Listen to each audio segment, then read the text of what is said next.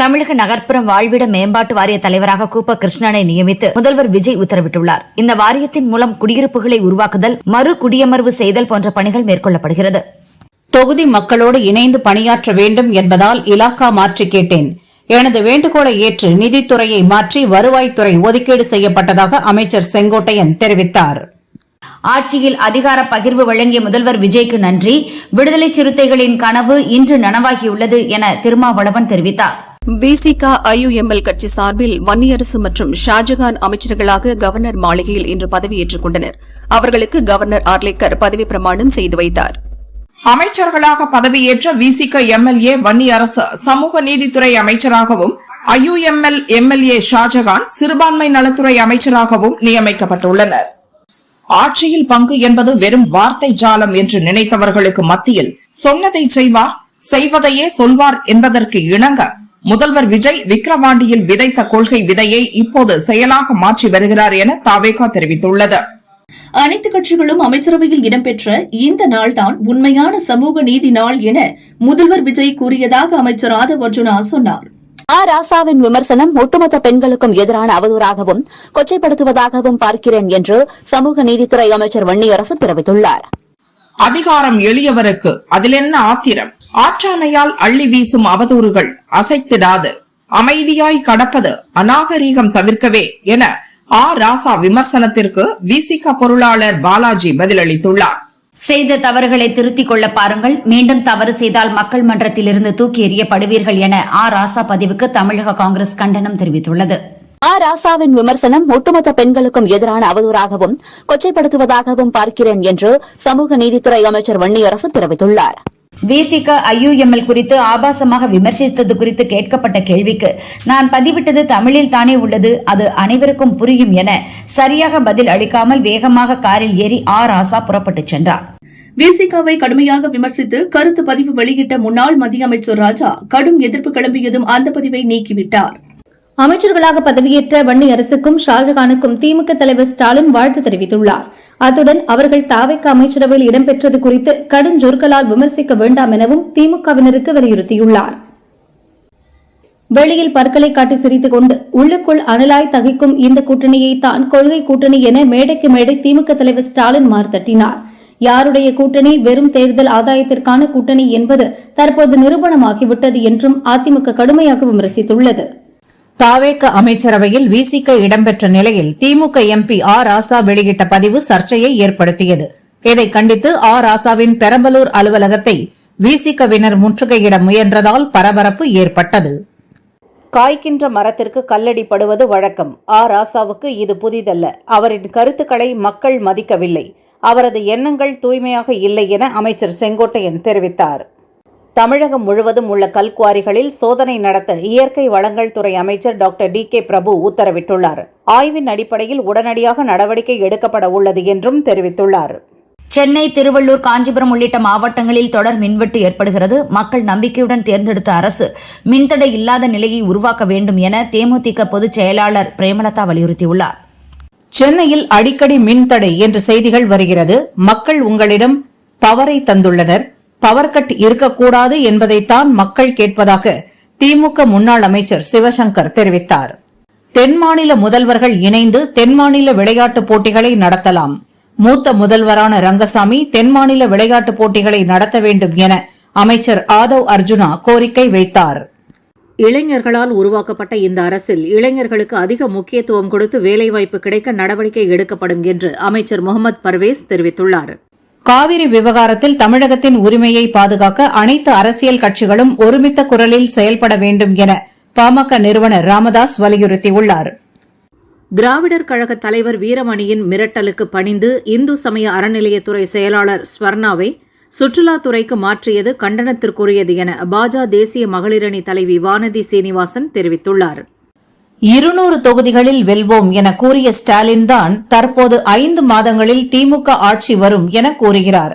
ஸ்டாலினுக்கு வயதாகிவிட்டதால் அதனை பொருட்படுத்த வேண்டாம் என யூடியூபர் சவுக்கு சங்கர் சொன்னார். நீலகிரி, ஈரோடு, சேலம், தருமபுரி, கிருஷ்ணகிரி, திருப்பத்தூர், வேலூர், திருவண்ணாமலை, கள்ளக்குறிச்சி, நாமக்கல்லில் இன்று கனமழை பெய்ய வாய்ப்புள்ளது என வானிலை ஆய்வு மையம் தெரிவித்துள்ளது. கோவை மாவட்டம் சூலூர் அருகே வீட்டின் முன் விளையாடிக் கொண்டிருந்த 9 வயது சிறுமி காணாமல் போன நிலையில் குளத்தில் இருந்து சடலமாக மீட்கப்பட்டார். சிறுமி வன்கொடுமை செய்து கொல்லப்பட்டாரா என்ற கோணத்தில் போலீசார் விசாரித்து வருகின்றனர். மேற்கு வங்க முதல்வராக பொறுப்பேற்ற பின் சுவேந்து அதிகாரி இன்று டெல்லிக்கு சென்றார். அங்கு ஜனாதிபதி திரௌபதி முர்மு, துணை ஜனாதிபதி CP ராதாகிருஷ்ணன், பிரதமர் நரேந்திர மோடி, உள்துறை அமைச்சர் அமித்ஷா உள்ளிட்ட முக்கிய தலைவர்களை நேரில் சந்தித்தார். தூத்துக்குடி விளாத்திக்குளத்தில் மாணவியை வன்கொடுமை செய்து கொலை செய்த வழக்கில் தர்ம முனீஸ்வரன் என்பவன் கைது செய்யப்பட்டான். இந்த வழக்கில் விசாரணை முடிந்த நிலையில் வரும் 25ஆம் தேதி மாவட்ட போக்சோ நீதிமன்றம் தீர்ப்பு வழங்குகிறது. எபோலா வைரஸ் வேகமாக பரவி வருவதால் நாட்டில் உள்ள சர்வதேச விமான நிலையங்கள் உஷார்படுத்தப்பட்டுள்ளன. சளி, இருமல், காய்ச்சலுடன் வரும் பயணிகளை கண்காணிக்க உத்தரவிடப்பட்டுள்ளது. யூடியூபர் சவுக்கு சங்கர் மீதான குண்டர் தடுப்பு சட்ட நடவடிக்கையை தமிழக அரசு ரத்து செய்திருந்த நிலையில் புழல் சிறையிலிருந்து அவர் விடுதலை செய்யப்பட்டார். மதுரை மாவட்டம் சிலைமான் பகுதியில் திருமண மண்டபம் கட்டுமான பணியின் போது மண் சரிந்து விழுந்து பெண் தொழிலாளர்கள் தனலட்சுமி, தமிழரசி ஆகியோர் உயிரிழந்தனர். சம்பவம் குறித்து போலீசார் வழக்கு பதிவு செய்து விசாரித்து வருகின்றனர். ஜூன் 1 முதல் அரசு பேருந்துகளில் பெண்கள் இலவசமாக பயணம் செய்யலாம் என மேற்குவங்க பாஜக அரசு அறிவித்துள்ளது.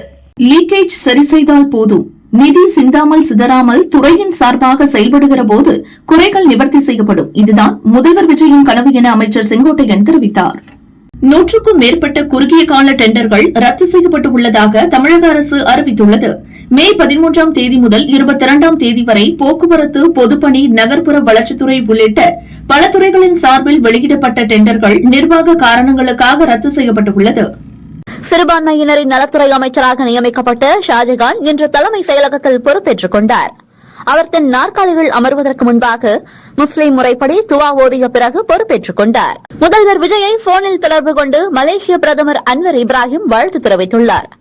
மக்களின் நலனுக்காகவும் தமிழகத்தின் எதிர்காலத்திற்காகவும் முதல்வர் விஜய் தொடர்ந்து சிறப்பாக வழிநடத்தி ஆட்சி செய்வதற்கான வலிமையையும் ஞானத்தையும் பெறட்டும் என்று கூறியுள்ளார். பொதுமக்களுக்கு இடையூறு இல்லாமல் மக்கள் பணிகளை மேற்கொள்வேன். உள்ளாட்சித் தேர்தலானாலும் பாராளுமன்ற தேர்தலானாலும் கடலூர் தாவேகா கோட்டை என்பதை நிரூபிப்பேன் என அமைச்சர் ராஜ்குமார் சொன்னார். தமிழகத்தில் 4 மாவட்ட எஸ்பிக்கள் உட்பட 6 IPS அதிகாரிகள் இடமாற்றம் செய்யப்பட்டுள்ளனர். திருச்சி எஸ்பியாக டோங்கரே பிரவீன் உமேஷ், தென்காசி எஸ்பியாக அசோக்குமார், திருப்பத்தூர் எஸ்பியாக அக்ஷல் அனில் வாக்கரே, பெரம்பலூர் எஸ்பியாக லலித்குமார் ஆகியோர் நியமிக்கப்பட்டுள்ளனர். திருப்பூர் சின்னக்கரையில் உரிய ஆவணங்கள் இன்றி சட்டவிரோதமாக தங்கியிருந்த வங்கதேசத்தினர் 25 பேருக்கு 2 ஆண்டு சிறை தண்டனை விதித்து சிறப்பு நீதிமன்றம் உத்தரவிட்டுள்ளது. 12ஆம் வகுப்பு CBSE மாணவர்கள் விடைத்தாள் நகல் பெற நாளை கடைசி நாளாக இருக்கும் நிலையில் இந்த அவகாசம் நாளை மறுநாள் வரை நீட்டிக்கப்பட்டுள்ளது. கர்நாடகா நடுவர் நீதிமன்ற தீர்ப்பையும் சுப்ரீம் கோர்ட் தீர்ப்பையும் மீறுவதை அனுமதிக்கக்கூடாது. சுப்ரீம் கோர்ட்டில் உள்ள வழக்கை தமிழக அரசு விரைவுபடுத்தி காவிரி உரிமையை நிலைநாட்ட வேண்டும் என தமிழக அரசுக்கு வைகோ வலியுறுத்தியுள்ளார். பாகிஸ்தான் மற்றும் வங்கதேசமுடனான 6000 கிலோமீட்டர் எல்லைப் பகுதிகளை ஊடுருவ முடியாததாக மாற்றுவதற்கும் அப்பகுதிகளின் மக்கள் தொகை அமைப்பை மாற்றும் சதியை முறியடிப்பதற்கும் அடுத்த ஆண்டு ஸ்மார்ட் பார்டர் திட்டம் தொடங்கப்படும் என்று மத்திய உள்துறை அமைச்சர் அமித்ஷா தெரிவித்துள்ளார். ஜூன் 21 நடக்கும் நீட் மறுதேர்வை 100% தவறில்லாமல் நடத்த அரசு இலக்கு நிர்ணயித்துள்ளது என மத்திய கல்வித்துறை அமைச்சர் தர்மேந்திர பிரதான் தெரிவித்தார். பணியாளர் பற்றாக்குறையை போக்க நடவடிக்கை எடுக்க கோரி SBI வங்கி ஊழியர்கள் வரும் 25, 26ஆம் தேதிகளில் நாடு தழுவிய வேலைநிறுத்த போராட்டத்தில் ஈடுபடப் போவதாக அறிவித்துள்ளனர். தாவேகா ஆட்சி அமைந்த பிறகு பல்வேறு துறைகளில் விடப்பட்ட 100க்கும் மேற்பட்ட குறுகிய கால டெண்டர்கள் நிர்வாக காரணங்களுக்காக ரத்து செய்யப்பட்டுள்ளதாக அரசு தெரிவித்துள்ளது. கன்னியாகுமரி மாவட்டத்தில் காலியாக உள்ள துணை வட்டாட்சியர் பணியிடங்களை நிரப்பாமல் காலம் தாழ்த்தும் மாவட்ட நிர்வாகத்தை கண்டித்து வருவாய்த்துறை ஊழியர்கள் தங்கள் பணிகளை புறக்கணித்து கலெக்டர் அலுவலகத்தில் உள்ளிருப்பு போராட்டத்தில் ஈடுபட்டனர். சுங்கச்சாவடிகளில் ₹10 முதல் ₹100 வரை சுங்க கட்டணங்கள் உயர்த்தப்படுவதாக அறிவித்திருப்பது அதிர்ச்சி அளிக்கிறது. உடனடியாக இந்த கட்டண உயர்வை திரும்பப் பெற வேண்டும் என வணிகர் சங்கங்களின் பேரமைப்பு தலைவர் விக்ரமராஜா தெரிவித்துள்ளார். அறநிலையத்துறைக்கு நியமிக்கப்பட்ட அமைச்சரின் சாதி குறித்து எதிர்க்கட்சிகள் தவறாக பிரச்சாரம் செய்கிறார்கள். ரமேஷை அமைச்சர் ஆக்கும் வரை அவர் என்ன சாதி என்றே எங்களுக்கு தெரியாது என அமைச்சர் ஆதவ் அர்ஜுனா தெரிவித்துள்ளார். சென்னை தலைமைச் செயலக வளாகத்தை தமிழக முதல்வர் ஜோசப் விஜய் இன்று பேட்டரி கார் மூலம் பார்வையிட்டார். பல்வேறு துறை சார்ந்த அலுவலகங்களையும் முதல்வர் பார்த்தார். அரசு அலுவலகங்களில் உள்ள காலி பணியிடங்களை டிஎன்பிஎஸ்சி மூலம் விரைந்து நிரப்ப வேண்டும். அரசு பயிற்சி மையங்கள் மூலம் போட்டித் தேர்வுகளுக்கு உரிய பயிற்சி வழங்க வேண்டும் என அதிகாரிகளுக்கு அமைச்சர் சரத்குமார் அறிவுறுத்தியுள்ளார். திரைப்பட டிக்கெட் கட்டணத்தை 250 ரூபாயாக நிர்ணயிக்க வேண்டும். திரைப்படங்களுக்கான உள்ளூர் பொழுதுபோக்கு வரியை நீக்க வேண்டும் என முதல்வர் விஜயை சந்தித்து திரையரங்கு உரிமையாளர்கள் சங்கம் கோரிக்கை வைத்தது. காவிரியின் குறுக்கே மேகதாது அணையை கட்டி தமிழகத்தின் டெல்டா பகுதிகளை பாலைவனமாக்கும் கர்நாடக அரசின் முயற்சியை ஆரம்ப நிலையிலேயே தடுத்து நிறுத்த வேண்டும் என முதல்வர் விஜயை டிடிவி தினகரன் வலியுறுத்தியுள்ளார். எரிபொருள் தட்டுப்பாடு விவகாரத்தில் மாநில அரசும் மத்திய அரசும் இணைந்து செயல்பட வேண்டும். பிரதமர் கேட்டுக்கொண்டபடி மக்கள் பொறுப்போடு செயல்பட வேண்டும் என ராஜ்யசபா எம்பி கமல்ஹாசன் கேட்டுக் கொண்டார். பாரதிய ஜனதா தேசிய தலைவர் நிதின் நபீனுடன் நயினார் நாகேந்திரன் ஆலோசனை நடத்தினார். சட்டசபை தேர்தலில் பாஜகவின் செயல்பாடு, தேர்தல் தோல்வி, 2029 எம்பி தேர்தலுக்கு முன் தமிழகத்தில் கட்சியை பலப்படுத்துவது குறித்து ஆலோசித்ததாக தகவல் வெளியாகியுள்ளது. முதியவர்கள் மாற்றுத்திறனாளிகளுக்கு வீடு தேடி ரேஷன் பொருட்கள் வழங்கும் திட்டம் தொடர்ந்து செயல்படும். இதற்கு தேவையான நிதி கட்டமைப்புகள் செய்து கொடுக்கப்படும் என அமைச்சர் வெங்கட்ரமணன் தெரிவித்துள்ளார். அறநிலையத்துறை அலுவலர்கள் சேவை மனப்பான்மையுடன் செயல்பட வேண்டும். பக்தர்கள் மன நிறைவோடு தரிசனம் செய்ய வசதி ஏற்படுத்தி தர வேண்டும் என அதிகாரிகளுக்கு அமைச்சர் ரமேஷ் உத்தரவிட்டுள்ளார். கவர்னர் அர்லேகரை மத்திய இணையமைச்சர் எல் முருகன் சந்தித்தார். சந்திப்புக்கு பின் வெளியே வந்த எல் முருகன், கவர்னர் பொறுப்பேற்றதிலிருந்து அவரை பார்க்க முடியவில்லை, தேர்தலும் வந்துவிட்டது, தற்போது அவரை மரியாதை நிமித்தமாக சந்தித்தேன் என்றார். தமிழகத்தின் பல்வேறு மாவட்டங்களில் இன்று முதல் 5 நாட்கள் கனமழை பெய்யக்கூடும். தென் தமிழக கடலோரம், மன்னார் வளைகுடா, குமரிக்கடல் பகுதிகளில் 60 கிலோமீட்டர் வேகத்தில் காற்று வீசும் என வானிலை ஆய்வு மையம் தெரிவித்துள்ளது. நெல் கொள்முதல் நிலையங்களில் மூட்டைக்கு 40 ரூபாய் லஞ்சம் இனி இருக்காது. விவசாயிகள் லஞ்சம் தர தேவையில்லை என உணவுத்துறை அமைச்சர் வெங்கட்ரமணன் கூறினார். +2 மாணவர்களின் உயர்கல்விக்கு தேவைப்படும் சான்றிதழ்கள் பள்ளிகளிலேயே வழங்கப்படும். வருமான இருப்பிட சான்றிதழ்கள் அந்தந்த பள்ளிகளில் சிறப்பு முகாம்கள் மூலம் வழங்க நடவடிக்கை எடுக்கப்படும் என அமைச்சர் செங்கோட்டையன் தெரிவித்தார்.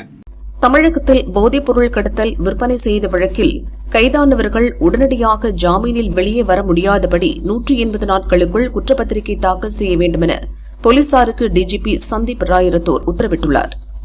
சேலம், தருமபுரி, கிருஷ்ணகிரி ஆகிய மாவட்டங்களில் இன்று கனமழை பெய்ய வாய்ப்புள்ளதாக வானிலை ஆய்வு மையம் கணித்துள்ளது. தாவேகா கட்சியின் வியூக வகுப்பாளராக செயல்பட்டு வந்த ஜான் ஆரோக்கியசாமி முதல்வர் விஜயின் அரசியல் ஆலோசகராகவும் பொது நிகழ்வுகள் ஆலோசகராக விஷ்ணு ரெட்டி நியமிக்கப்பட்டுள்ளதாக தகவல் வெளியாகியுள்ளது. கோடை விடுமுறை மற்றும் வார இறுதியை முன்னிட்டு சென்னையிலிருந்து பல்வேறு ஊர்களுக்கு செல்ல இன்று சிறப்பு பஸ்கள் இயக்கப்படுவதாக அரசு போக்குவரத்துக் கழகம் அறிவித்துள்ளது. சென்னை மதுரவாயலில் சாலையில் நடந்து சென்ற பெண்களிடம் பாலியல் சீண்டலில் ஈடுபட்ட வடமாநில வாலிபரை பெண்ணின் பெற்றோர் தர்ம அடி கொடுத்து போலீசில் ஒப்படைத்தனர். முதல்வர் விஜயின் பரிந்துரையை ஏற்று அமைச்சரவையில் விசிக எம்எல்ஏ வன்னி அரசு, ஐயுஎம்எல் எம்எல்ஏ ஷாஜகான் இடம்பெறுவதற்கான அறிவிப்பை கவர்னர் மாளிகை வெளியிட்டது. அரசு விவகாரங்களில் தாவேகாவினர் தலையிட வேண்டாம், மக்கள் பிரதிநிதிகள் அல்லாத கட்சியினர் ஆய்வுகள் மேற்கொள்ளக்கூடாது என அக்கட்சியின் பொதுச் செயலாளர் ஆனந்த் எச்சரித்துள்ளார். தமிழகத்தில் புதிதாக 8000 தனியார் மருத்துவமனைகளை திறப்பதற்கு தற்காலிக அனுமதி வழங்க தமிழக அரசு உத்தரவிட்டுள்ளது. தங்கத்தின் விலை சவரனுக்கு 240 ரூபாய் குறைந்து 1,18,240 ரூபாய்க்கு விற்பனை செய்யப்படுகிறது. கிராமுக்கு 30 ரூபாய் குறைந்து 1 கிராம் 14,780 ரூபாய்க்கு விற்கப்படுகிறது. 1 கிராம் வெள்ளி விலை கிராமுக்கு 5 ரூபாய் உயர்ந்து 295 ரூபாய்க்கு விற்பனையாகிறது. சென்னையில் நடைபெற்ற மனிதநேய மக்கள் கட்சி நிர்வாகிகள் கூட்டத்தில் இனிவரும் தேர்தல்களில் தனி சின்னத்தில் போட்டியிடுவதென தீர்மானம் நிறைவேற்றப்பட்டது. விசிக எம்எல்ஏ வன்னி அரசு உளமாற உறுதி கூறி அமைச்சராக பதவியேற்றார். அவருக்கு கவர்னர் பதவி பிரமாணம் செய்து வைத்தார். சி.வி. சண்முகம் ராஜினாமா செய்த ராஜ்யசபா பதவியிடத்துக்கு ஜூன் 18 இடைத்தேர்தல் நடைபெறும் எனவும் ஜூன் 1 தேதி வேட்புமனு தாக்கல் தொடங்கும் எனவும் தேர்தல் ஆணையம் அறிவித்துள்ளது. சென்னை பெரம்பூர் தொகுதிக்கு உட்பட்ட மகாகவி பாரதி நகர், சாஸ்திரி நகர், ஷர்மா நகர், புதுநகர், காந்தி நகர், எருக்கஞ்சேரி உள்ளிட்ட இடங்களில் கடந்த 2 நாட்களாக இரவு நேரங்களில் மின்வெட்டு பிரச்சினை ஏற்பட்டு வருகிறது. இதை கண்டித்து மக்கள் மறியலில் ஈடுபட்டனர். சிவகங்கை தேவக்கோட்டையில் பாலியல் சீண்டல் புகாரை பெற அலட்சியம் காட்டியதாக கூறப்படும் 5 போலீசாரை சஸ்பெண்ட் செய்து மாவட்ட எஸ்பி சிவபிரசாத் உத்தரவிட்டுள்ளார். ஆப்பிரிக்க நாடுகளில் எபோலா வைரஸ் பரவி வருவதை அடுத்து இந்திய அரசு புதிய பயண வழிகாட்டு நெறிமுறைகளை வெளியிட்டுள்ளது.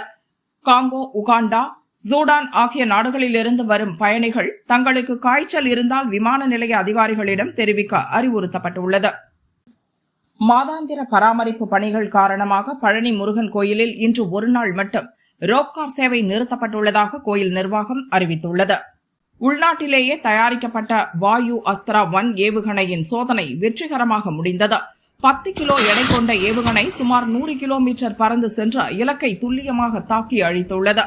விரைவில் இந்திய ராணுவ பயன்பாட்டிற்காக வழங்கப்பட இருக்கிறது. சென்னை மாநகர புதிய போலீஸ் கமிஷனராக கூடுதல் டிஜிபி அமல்ராஜ் நியமிக்கப்பட்டார். இன்று அவர் கமிஷனராக பொறுப்பேற்றுக் கொண்டார். புதுக்கோட்டை பெருமாநாடு பகுதியில் கோர்ட்டில் ஆஜராக வந்த 17 வயது சிறுவன் மர்ம நபர்களால் வெட்டி படுகொலை செய்யப்பட்ட சம்பவம் பெரும் பரபரப்பை ஏற்படுத்தியுள்ளது. ஈரோடு மாவட்டம் திம்பம் மலைப்பாதையில் இரவு நேரங்களில் சிறுத்தை நடமாட்டம் இருப்பதால் வாகன ஓட்டிகள் கீழே இறங்க வேண்டாம் எனவும் வாகனத்தை மெதுவாக ஓட்டிச் செல்லவும் வாகன ஓட்டிகளுக்கு வனத்துறையினர் அறிவுறுத்தி வருகின்றனர். சி.வி. சண்முகம் பதவி விலகிய நிலையில் ஜூன் 18ஆம் தேதி இடைத்தேர்தல் அறிவிக்கப்பட்டுள்ளது. இந்நிலையில் தாவேகாவுக்கு முதன்முறையாக ராஜ்யசபா எம்பி இடத்தை பெற வாய்ப்பு உருவாகியுள்ளது. ஷாப்பிங் செல்லும் மக்களின் பைகளை சுமந்து செல்லும் சேவையை வழங்கும் கேரிமென் என்ற புதிய சேவை டெல்லியில் அறிமுகம் செய்யப்பட்டுள்ளது. இந்த சேவையில் அதிகபட்சம் 12 கிலோ எடை வரை சுமக்க 1 மணி நேரத்திற்கு 149 ரூபாய் கட்டணம் வசூலிக்கப்படும் என தெரிவிக்கப்பட்டுள்ளது. ஓட்டுப்பதிவின் போது தாவேக வேட்பாளர் அசோக் சினோராவை தாக்கியதாக முன்னாள் அமைச்சர் சேகர் பாபு மீது 4 பிரிவுகளில் போலீஸ் வழக்கு பதிவு செய்துள்ளனர். தமிழக அரசின் நிதி உதவியுடன் டெல்லி JNU பல்கலைக்கழகத்தில் நிறுவப்பட்ட திருவள்ளுவர் சிலையை முதல்வர் விஜய் அடுத்த வாரம் திறந்து வைக்கிறார். இந்த நிகழ்ச்சிக்கு முன் பிரதமர் மோடியை விஜய் சந்திக்க உள்ளார். எபோலா வைரஸ் பரவல் காரணமாக தடுப்பு நடவடிக்கைகளை தீவிரப்படுத்த வேண்டும் என மாநில அரசுக்கு மத்திய அரசு உத்தரவிட்டுள்ளது. பதவிக்காக தாவேக ஆட்சிக்கு ஆதரவு தெரிவிக்கவில்லை என்கிறார் SP வேலுமணி. அதிமுகவில் பிளவு இல்லை, கருத்து வேறுபாடுகள் உள்ளது என்றார். திமுக திருப்பூர் மத்திய மாவட்ட செயலாளர் செல்வராஜ் தனது அடிப்படை உறுப்பினர் உள்ளிட்ட அனைத்து பொறுப்புகளில் இருந்தும் ராஜினாமா செய்வதாக அறிவித்துள்ளார். மாற்றுக் கட்சியினருக்கு முக்கியத்துவம் அளிப்பதாக தலைமைக்கு கடிதம் எழுதியுள்ளார். திருச்செந்தூர் சுப்பிரமணிய சுவாமி திருக்கோவில் 25 லட்சம் மோசடி செய்த அறநிலையத்துறை பெண் ஊழியர் மேனகா சஸ்பெண்ட் செய்யப்பட்டார். தாவேக அரசிடம் நாங்கள் அமைச்சர் பதவி கேட்டதாக தொடர்ந்து அவதூறு பரப்புகின்றனர் என அதிமுக முன்னாள் அமைச்சர் SP வேலுமணி கூறியுள்ளார். தமிழகம் முழுவதும் பல்வேறு வகைகளில் பெண்கள் பாதிக்கப்பட்டுள்ளனர். இப்போதைய முதல்வரால் அதனை தடுக்க முடிந்ததா? சினிமாவில் நடிப்பது போல் நடித்துவிட்டால் போதுமா? நடைமுறைப்படுத்த வேண்டாமா என அனிதா ராதாகிருஷ்ணன் கேள்வி எழுப்பியுள்ளார். தலைமைச் செயலகத்தில் முதல்வர் விஜயை அழகிரியின் மகள் கயல்விழி சந்தித்து பேசினார். இந்த சந்திப்பு நிகழ்ச்சி அரசியல் வட்டாரத்தில் பேசும் பொருளாகியுள்ளது. சமூக நீதி மீது நம்பிக்கையை ஏற்படுத்தும் விதமாக தனது அரசின் முதல் அமைச்சரவையை ஒரு கூட்டணி அமைச்சரவையாக வடிவமைத்திருக்கும் முதல்வர் விஜய்க்கு நன்றியும் பாராட்டும். மக்கள் பணிகள் சிறக்கட்டும் என இயக்குநர் மாரி செல்வராஜ் தெரிவித்துள்ளார்.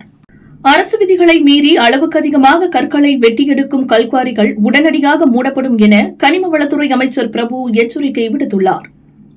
மக்களை பார்க்காமல் ஓடிப்போன கோழை என கரூர் விவகாரத்தில் தாவேக தலைவர் விஜயை தரக்குறைவாக விமர்சித்த வன்னியரசு இன்று விஜயின் அமைச்சரவையிலேயே அமைச்சராக இருப்பது விதியின் விளையாட்டு, காலத்தின் கோலம் என பாஜக செய்தி தொடர்பாளர் நாராயணன் திருப்பதி கூறினார். காங்கிரஸ் கூட்டணி ஆட்சி தமிழகத்தில் அமைந்திருப்பதால் அக்கட்சியின் அமைச்சர்கள் கர்நாடகாவிற்கு சென்று காவிரி தண்ணீரை பெற்று வந்துவிடுவார்களா என கோமாதேக பொதுச் செயலாளர் ஈஸ்வரன் தெரிவித்துள்ளார். சென்னையில் 106 டிகிரி ஃபாரன்ஹீட் வரை வெயில் சுட்டரிக்கும் என வானிலை ஆய்வு மையம் தெரிவித்துள்ளது. தமிழகத்தில் அதிகபட்சமாக 4 டிகிரி செல்சியஸ் வரை வெப்பம் கூடுதலாக பதிவாகும். தமிழகத்தை தற்போது காங்கிரஸ் தயவில் ஆண்டு வரும் தாவேக அரசால் மேகதாது விவகாரம் தொடர்பாக கர்நாடக காங்கிரஸ் கட்சியை எதிர்த்து திடமான நிலைப்பாடு எடுத்து பேச முடியுமா என எடப்பாடி பழனிசாமி கேள்வி எழுப்பியுள்ளார். பிரதமர் மோடி தலைமையில் டெல்லியில் நேற்று 4 மணி நேர மத்திய அமைச்சர்கள் குழு கூட்டம் நடைபெற்றது. ஆட்சி நிர்வாகத்தை விரைவுபடுத்தவும் நிலுவையில் உள்ள பணிகளை உடனடியாக முடிக்கும்படியும் அமைச்சர்களுக்கு பிரதமர் மோடி உத்தரவிட்டுள்ளார். ஆப்பிரிக்காவின் பல பகுதிகளில் எபோலா வைரஸ் பரவி வருவதால் டெல்லியில் வரும் 28ஆம் தேதி நடக்கவிருந்த இந்தியா ஆப்பிரிக்கா ஒன்றிய அமைப்பின் உச்சி மாநாடு காலவரையின்றி ஒத்திவைக்கப்பட்டுள்ளது. பக்ரீத் பண்டிகையை முன்னிட்டு டெல்லியில் பசு, கன்று, ஒட்டகங்களை குர்பானி கொடுக்க மாநில அரசு தடை விதித்துள்ளது. விதி மீறினால் கிரிமினல் நடவடிக்கை எடுக்கப்படும் என எச்சரிக்கப்பட்டுள்ளது. இத்தாலி சென்ற பிரதமர் மோடி அந்நாட்டு பிரதமர் ஜார்ஜியா மெலோனிக்கு மெலோடி சாக்லேட் பாக்கெட்டை பரிசாக வழங்கினார். இது தொடர்பான பிரதமர் மோடியின் மெலோனி வெளியிட்ட செல்ஃபி வீடியோ வைரலானது. 19 கோடி பார்வையாளர்களை கவர்ந்துள்ளது. இந்தியா வந்துள்ள சைப்ரஸ் அதிபர் நிக்கோஸ் கிறிஸ்டோடுலைட்ஸ் பிரதமர் மோடியை சந்தித்து ஆலோசனை நடத்தினார். இந்த சந்திப்பில் வெளியுறவுத்துறை அமைச்சர் ஜெய்சங்கர், தேசிய பாதுகாப்பு ஆலோசகர் அஜித் தோவல் ஆகியோர் உடனிருந்தனர். 5 நாடுகள் சுற்றுப்பயணத்தை முடித்து இந்தியா வந்த பிரதமர் மோடி நேற்று 4 மணி நேரம் மத்திய அமைச்சர்களுடன் ஆலோசனை நடத்தினார். அந்த கூட்டத்தில் வளர்ச்சியடைந்த இந்தியா என்ற கனவை நனவாக்க ஆலோசித்தோம் என பிரதமர் மோடி கூறினார். கேரள சட்டசபையில் சபாநாயகரை தேர்ந்தெடுப்பதற்காக நடத்தப்பட்ட வாக்கெடுப்பில் காங்கிரஸ் எம்எல்ஏ திருவாஞ்சூர் ராதாகிருஷ்ணன் வெற்றி பெற்றார். அவரை முதல்வர் சதீசனும் எதிர்க்கட்சித் தலைவர் பினராயி விஜயனும் அழைத்து சென்று இருக்கையில் அமர வைத்தனர். இந்தியாவுக்கு அதிக கச்சா எண்ணெய் ஏற்றுமதி செய்யும் நாடுகளில் சவுதி அரேபியாவை பின்னுக்கு தள்ளி வெனிசுலா 3வது இடத்தை பிடித்துள்ளது. முதலிடத்தில் ரஷ்யாவும் 2ஆம் இடத்தில் ஐக்கிய அரபு அமீரகமும் உள்ளது. காஷ்மீரின் பகல்காமில் பயங்கரவாதிகள் தாக்குதல் நடத்தியது கொண்டாடியது குறித்து நீதிமன்றத்தில் தாக்கல் செய்த குற்றப்பத்திரிகையில் என்ஐஏ அதிகாரிகள் விளக்கியுள்ளனர். எவரெஸ்ட் சிகரத்தில் மலையேற்றத்தில் ஈடுபட்ட 2 இந்தியர்கள் இறந்தனர். 274 பேர்களுடன் சிகரத்தில் இருந்து கீழே இறங்கியபோது உடல் சோர்வு ஏற்பட்டு இருவரும் உயிரிழந்ததாக தெரிவிக்கப்பட்டுள்ளது. இந்தியாவைப் போல அண்டை நாடான பாகிஸ்தானிலும் கரப்பான் பூச்சி அவாமி லீக் கட்சி உருவாகியுள்ளது. பொருளாதார நெருக்கடியால் தவித்து வரும் பாகிஸ்தானில் இளைஞர்கள் அதிகாரத்திற்கு எதிராக குரல் எழுப்ப இதை தளமாக பயன்படுத்த தொடங்கியுள்ளனர். ஜனநாயகன் படம் இணையத்தில் லீக்கான வழக்கில் 9 பேரின் ஜாமீன் மனுக்களை சென்னை ஹைகோர்ட் தள்ளுபடி செய்து உத்தரவிட்டது. நடிகை ஸ்ரீதேவியின் மகளான ஜான்வி கபூர் ஹிந்தியில் அறிமுகமானாலும் தெலுங்கில் அடுத்தடுத்து நடிக்கிறார். தற்போது ராம்சரணின் பெத்தி படத்தில் நடித்துள்ளார். ஜூன் 4 படம் ரிலீஸ் ஆகும் சூழலில் சில தினங்களுக்கு முன்பு ட்ரெய்லர் வெளியானது. அதில் ஜான்வி வரும் காட்சிகள் பெரும்பாலும் பாவாடை தாவணிகள் கிளாமரை முன்னிலைப்படுத்தியே அமைந்துள்ளது. இதற்கு முன் தெலுங்கில் அவர் நடித்த தேவரா படத்திலும் கிளாமர் ஹீரோயினாகவே வலம் வந்தார். வெற்றிமாறன் இயக்கத்தில் சிம்பு நடித்து வரும் படம் அரசன். பிரியங்கா மோகன், விக்ராந்த், ஆண்ட்ரியா, சமுத்திரக்கனி உள்ளிட்டோரும் நடிக்கின்றனர். வடசென்னை பின்னணியில் படம் உருவாகிறது. இடையில் ஒரு சில பிரச்சனையால் படம் நின்று மீண்டும் துவங்கியது. படத்தை எப்படியாவது தீபாவளிக்கு திரையிட வேண்டும் என்ற முனைப்பில் படப்பிடிப்பை வேகமாக இடைவெளியின்றி நடத்தி முடிக்க திட்டமிட்டுள்ளனர். சேட்டன் TK இயக்கத்தில் நடிகை காஜல் அகர்வால், ஸ்ரேயாஸ் தல்படை நடிப்பில் ஹிந்தியில் உருவாகி வரும் படம் தி இந்தியா ஸ்டோரி. பூச்சிக்கொல்லி மருந்துகளால் ஏற்படும் அபாயம் குறித்த கதைகள் எடுக்கப்பட்டு வருகிறது. இந்த படம் இறுதிக்கட்டத்தில் உள்ள சூழலில் ஜூலை 24 ஹிந்தி மட்டுமல்லாது தமிழ் உள்ளிட்ட தென்னிந்திய மொழிகளிலும் வெளியாகிறது. மு மாறன் இயக்கத்தில் விஜய் ஆண்டனி ஒரு படத்தில் நடித்து வந்தார். இதற்கு அப்பா குட்டி என பெயரிட்டு முதல் பார்வை போஸ்டரையும் வெளியிட்டுள்ளனர். நாயகியாக பிரீத்தி அஸ்ரானி நடித்துள்ளார். தந்தை மகள் உறவை மையமாக கொண்டு உருவாகும் ஆக்ஷன் குடும்ப திரைப்படமாக அமைகிறது. படப்பிடிப்பு முடிந்து மற்ற பணிகள் நடக்கின்றன. ஆகஸ்டில் வெளியிட திட்டமிட்டுள்ளனர். இஸ்ரோ விஞ்ஞானி நம்பி நாராயணனின் வாழ்க்கை படத்தில் நடித்த மாதவன் இப்போது தமிழக விஞ்ஞானி GD நாயுடுவின் வாழ்க்கை படமான GTNல் நடித்துள்ளார். இதை கிருஷ்ணகுமார் ராம்குமார் இயக்கியுள்ளார். ஜெயராம், பிரியாமணி, துஷாரா விஜயன் உள்ளிட்டோரும் நடித்துள்ளனர். கோவிந்த் வசந்தா இசையமைக்கிறார். தமிழ், தெலுங்கு, ஹிந்தி என பான் இண்டியா படமாக வரும் ஜூலை 17 ரிலீஸ் என அறிவித்துள்ளனர். ஈரான் மீது மேற்கொள்ளப்படவுள்ள ராணுவ நடவடிக்கையை கையாள்வதில் அமெரிக்கா மற்றும் இஸ்ரேல் இடையே லேசான கருத்து முரண்பாடுகள் ஏற்பட்டுள்ளதாக சர்வதேச அரசியல் நிபுணர்கள் தெரிவித்துள்ளனர். 2026ஆம் ஆண்டுக்கான கோடாட் விண்வெளி ஆய்வு விருதை இந்தியாவின் சந்திரயான் 3 திட்டத்திற்கு அமெரிக்க விண்வெளி ஆய்வு நிறுவனம் வழங்கியது. அமெரிக்காவிற்கான இந்திய தூதர் வினய் குவாத்ரா இந்த விருதை பெற்றுக் கொண்டார். கோடை விடுமுறையை ஒட்டி திருப்பதி ஏழுமலையான் கோயிலில் நேற்று ஒரே நாளில் மட்டும் 79,603 பக்தர்கள் சுவாமி தரிசனம் செய்துள்ளனர். உண்டியல் காணிக்கை மூலம் நேற்று ஒரே நாளில் மட்டும் 4,35,00,000 ரூபாய் வருவாய் கிடைத்துள்ளது. வல்லக்கோட்டை சுப்பிரமணிய சுவாமி கோயிலில் வைகாசி மாத பிரம்மோற்சவத்தை முன்னிட்டு முருகப்பெருமான் சூரிய பிரபை வாகனத்தில் எழுந்தருளி பக்தர்களுக்கு காட்சியளித்தார். சென்னை திருவொற்றியூர் காலடிப்பேட்டையில் அமைந்துள்ள கல்யாண வரதராஜ பெருமாள் கோயிலில் வைகாசி பிரம்ம உற்சவத்தை முன்னிட்டு பெருந்தேவி தாயாருக்கு திருமஞ்சனமும் ஊஞ்சல் சேவையும் விமர்சையாக நடந்தது. குஜராத் அணிக்கு எதிரான போட்டியில் படுதோல்வியை தழுவியதால் பிளே ஆஃப் சுற்றுக்கு தகுதி பெறாமல் பிரீமியர் லீக் போட்டித் தொடரில் இருந்து சென்னை அணி வெளியேறியது.